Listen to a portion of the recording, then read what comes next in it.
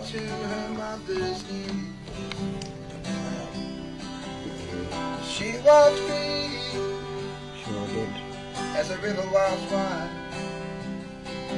Oh, she was so innocent, such a beautiful child. Hazel McKellar was my great-grandmother. I got most of my teachings from my grandfather. Through those teachings I was told about my great-nan. She was an ambassador for people. She advocated for Indigenous rights. She made sure that her children were able to go to school and learn. My grandfather, Ronald McKellar, he was, I believe, one of the first Indigenous teachers in Queensland. And she had a lot of knowledge surrounding her country and was able to share that and able to reconnect people to their culture and heritage. Woman from Nowhere is a story about her life from a young age, showing what it was like to be a drover's wife, sent out to work at a young age.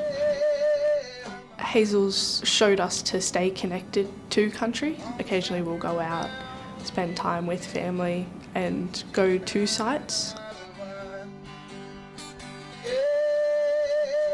Mary Jane Kane is my 3 times great-grandmother. She is well known for the mission Burrabee. She was known by everyone there as Queen of Burrabee or Queenie. She spent a lot of time writing to the Crown and travelling to Sydney and lobbying for land rights to create a reserve. There wasn't a place for Aboriginal people in that area at that time. A lot of them were being displaced and not having homes or jobs at that time.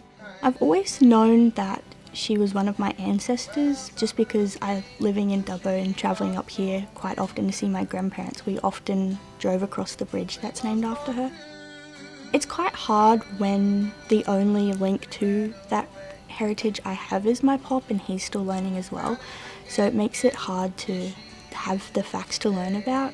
With Mary Jane's story, there's a lot of different sides of the story or different stories of what did happen. I found a manuscript that she wrote where she actually writes about her life, where she was born, what she was doing before she started lobbying for land rights. She even added in a dictionary at the end of Gomeroi language and the English words, so that was pretty cool to learn about. I don't want the generation to stop with my pop.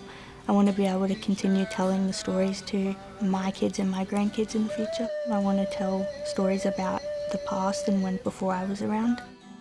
Great Nan did so much for our people and I want to be able to continue that for her.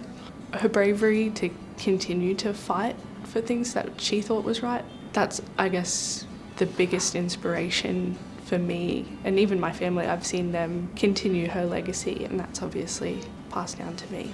The lessons I could take from what I'm learning into the future is to fight for what is right. Mary Jane did a great job at representing that and fighting for rights for the culture, so we become one in learning.